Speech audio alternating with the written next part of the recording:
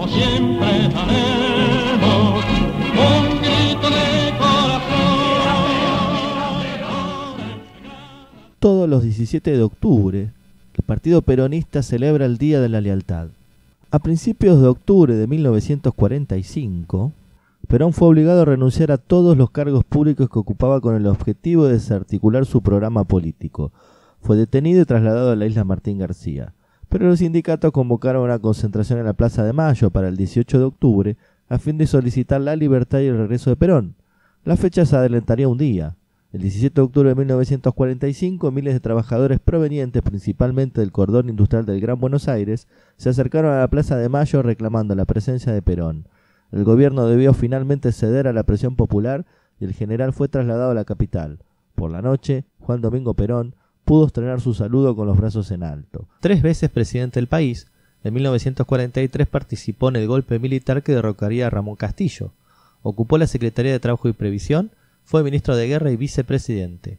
Elegido presidente en 1946 y reelecto en 1951, sería derrocado en el 55 y se exilió en diferentes países. En 1973, tras el triunfo de Héctor Cámpora, regresaría al país, y pocos después de asumir la presidencia, murió mientras ejercía sus funciones presidenciales. Fue reemplazado por su mujer, la vicepresidenta María Martínez Estela de Perón. Falleció en Buenos Aires el 1 de julio de 1974. El coronel había nacido en Lobos y a los 13 años ingresó en el Colegio Militar de la Nación, donde obtendría el grado de subteniente de infantería. En enero de 1929 se casaría con Aurelia Tizón, una muchacha de clase media, 13 años menor que era, la que llamaba Potota.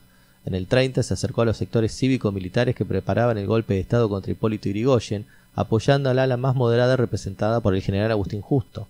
En el año 32, al asumir Justo la presidencia, fue designado ayudante de campo del nuevo ministro de Guerra. Entre 1939 y 1941, fue agregado militar de Argentina en la Italia de Benito Mussolini. Porque interpreto este movimiento colectivo como el renacimiento de una conciencia de los trabajadores. En lo político, el pensamiento de Perón era producto de múltiples influencias que iban del nacionalismo católico, el falangismo español y el fascismo hasta el socialismo. En sus discursos de 1944, Perón planteaba la necesidad de integrar al obrero al sistema como un consumidor y de esa manera alejarlo de la influencia revolucionaria. Desarrollaría entonces una intensa tarea desde la recientemente creada Secretaría de Trabajo y Previsión, tendiente a captar la voluntad política de los trabajadores. Hizo aprobar decretos de ley de vital importancia en el campo laboral y su influencia iría creciendo junto a su popularidad. En 1944 el general Edelmiro Farrell desplazó de la presidencia al general Pedro Ramírez y nombraría a Perón ministro de Guerra primero y vicepresidente 5 meses después.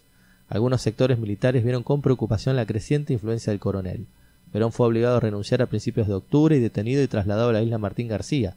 El 17 de octubre de 1945, miles de trabajadores provenientes del cordón industrial del Gran Buenos Aires ocuparían la Plaza de Mayo decididos a no moverse hasta que Perón apareciera en los balcones de la Casa Rosada. A la gran masa del pueblo, combatiendo al capital, Perón, y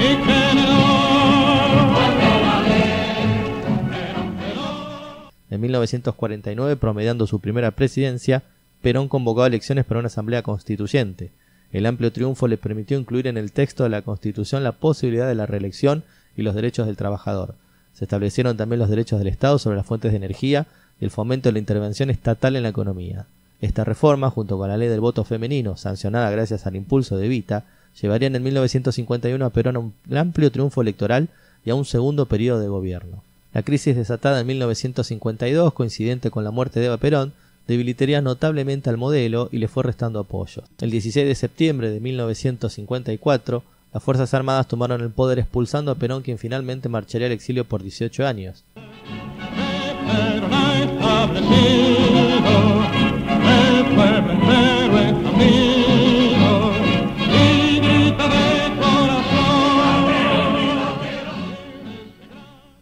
Perón volvería a la Argentina por un corto tiempo en noviembre de 1972, pero no pudo presentarse como candidato a las elecciones del 11 de marzo porque una modificación de la ley electoral se lo impedía.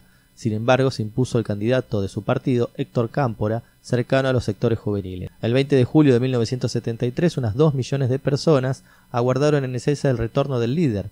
Por la tarde se produjeron graves incidentes entre los sectores de la derecha sindical y los grupos juveniles que pugnaban por acercarse al palco.